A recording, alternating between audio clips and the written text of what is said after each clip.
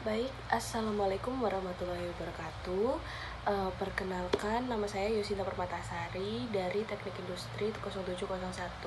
Pada kesempatan kali ini, saya akan mempresentasikan analisis dari sebuah studi kasus yang berjudul Dilema Sang Arsitek Muda. Dalam teks tersebut diceritakan tentang seorang arsitek muda bernama Farhan yang terlihat sukses dalam karirnya, namun di balik kesuksesan tersebut ia justru merasa hidupnya kosong dan mulai mempertanyakan tujuan hidupnya.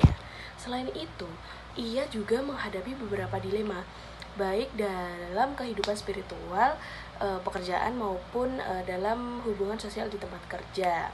Pada presentasi ini saya sudah mencatat dan menjelaskan beberapa masalah yang terdapat dalam narasi tersebut, serta menyampaikan pendapat argumen dan penjelasan berdasarkan Al-Quran, hadis, dan pandangan para ulama. Di sini saya sudah mencatat pada masalah 1, bagian krisis tujuan hidup. Yang dialami oleh Farhan ini, walaupun ia telah mencapai kesuksesan dalam karirnya, ia tetap merasa hampa dan kehilangan makna hidup. Pendapat dan argumen saya, kondisi ini terjadi karena manusia sering terlalu fokus pada pencapaian duniawi, sehingga melupakan tujuan utama hidupnya. Dalam Islam, tujuan manusia sudah dijelaskan dalam Al-Quran.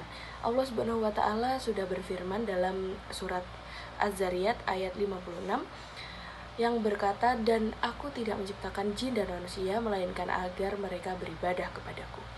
Ayat ini menjelaskan bahwa tujuan utama manusia bukan hanya mencari kesuksesan duniawi, tetapi juga untuk beribadah kepada Allah Subhanahu wa Ta'ala. Selain itu, dalam surat Ar-Rod ayat 28 juga dijelaskan bahwa mengingat Allah, hati manusia akan menjadi tentram. Oleh karena itu, kedekatan dengan Allah merupakan kunci untuk menemukan ketenangan hidup. Nah, setelah ini kita akan lanjut ke masalah 2 atau berisi tentang kesadaran untuk memperbaiki diri. Ketika Farhan mulai menyadari bahwa hidupnya ini perlu diperbaiki, ia mulai lebih disiplin dalam mengerjakan sholat dan juga gemar membantu orang lain. Menurut pendapat saya, perubahan ini merupakan bentuk kesadaran spiritual dan proses bertaubat kepada Allah Subhanahu wa Ta'ala.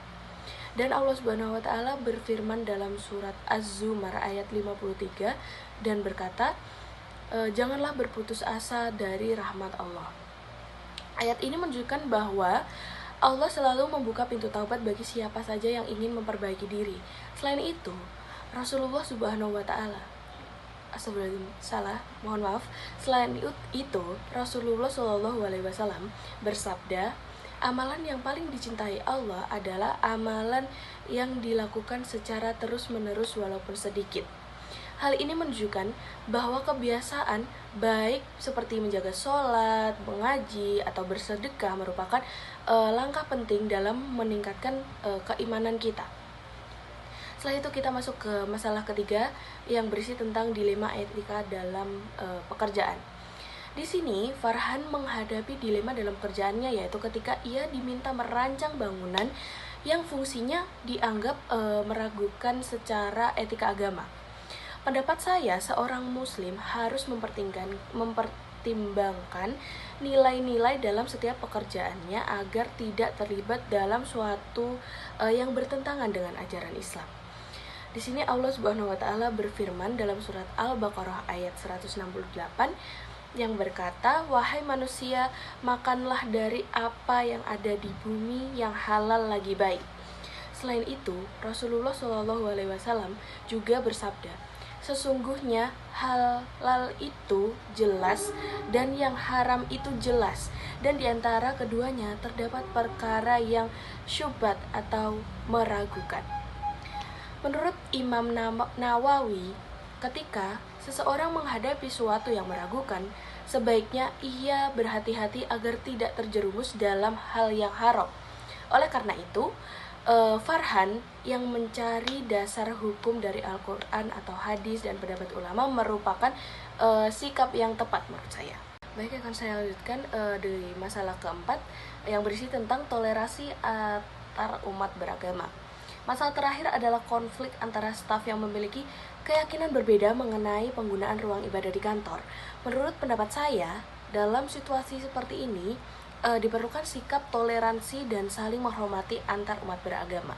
Allah Subhanahu wa taala berfirman dalam surat Al-Kafirun ayat 6 yang berkata, "Untukmu agamamu dan untukku agamaku." Selain itu, dalam surat Al-Mumtahanah ayat 8 dijelaskan bahwa Allah tidak melarang umat Islam untuk berbuat baik dan berperilaku adil kepada orang yang berbeda agama. Menurut ulama Yusuf Al-Qaradawi, toleransi dalam Islam berarti menghormati hak orang lain dalam menjalankan keyakinannya tanpa harus mengorbankan prinsip keimanan. Sebagai seorang pemimpin, Farhan harus mampu bersikap adil dan bijaksana agar tercipta suasana kerja yang harmonis.